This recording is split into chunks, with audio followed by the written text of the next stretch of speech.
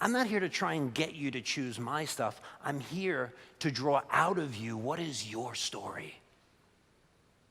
We need this.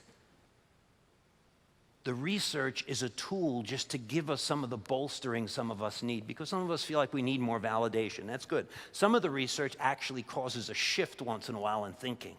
We've always known that when you adjust someone, every aspect of the body is changed. We've always known it's been an afferent and an efferent victory. But now we have science backing us up, saying things like when you adjust someone, every part of the body's changed. And what they're finding out now, there may even be greater leverage towards the fact that it's the information back to the body being cleared and connected that's more significant than clearing the pathway from the brain back to the part. That the brain needs ideal information, and then it finds its way to do the rest, even in the face of subluxated functions. Conversations, stuff you need to read and look at. So, adjustment. So I liken it to this.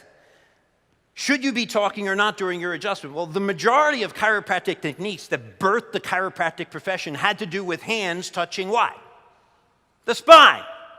So most everything that birthed chiropractic had a significance with looking at the spine. Most of it had to do with adjusting and being quiet. There are techniques now that have to do with asking tumbling sequential orders of questions. Okay, well then you have to talk during the adjustment. But you need to grade what's a 10 on the adjustment model. The third thing, and this is the big issue for us, is you educate. We educate. And this is where I'm going to hope that you're going to take the research on. Because if you don't have a place to put the research, it's just going to be a pile of information that you almost never share. So I grade my doctors when I watch their videotapes. How are you doing with making sure that after the adjustment? By the way, anybody ever had a patient fly off the table too quickly after an adjustment, and then the patient creates a parallel in their mind? Wow, that adjustment made me lightheaded. Ever happen? It wasn't the adjustment, and you're allowing them to make an association that adjustment causes something that feels like a stroke. Are you crazy? If a patient ever flies off the table, they are immediately retrained and asked to lay back down on the table, because you don't ever get up for an adjustment in a way that doesn't honor the adjustment. So when they get up from the adjustment, they have to sit for 30 seconds. And that 30 seconds is perfect time to do what? Educate. They're going to get research at that point. And every stinking adjustment, they're going to get research. Why? Because it was taught to us by our forefathers. What's more important than the adjustment of the flesh? What is it? The adjustment of their thinking. An adjustment may happen once, and thank God it does. One adjustment is better than none. But if you adjust their thinking, they'll get adjustments forever.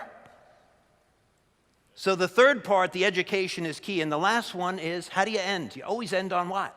Hope. Hope makes anything possible. Anybody ever gone to a really bad movie? Come on. No one in this room went to a bad movie. Let me see. Sure. How many went to a bad movie? Okay, now hands back up. How many of you in the movie stayed longer than you should have? Why? What's the reason you stayed? You hoped that this piece of junk would turn out better than it was. The ability for human beings to elevate themselves by a mere thought of hope is miraculous. So everything I do with patients, I teach with my doctors that we must have an exit that is a binding exiting statement.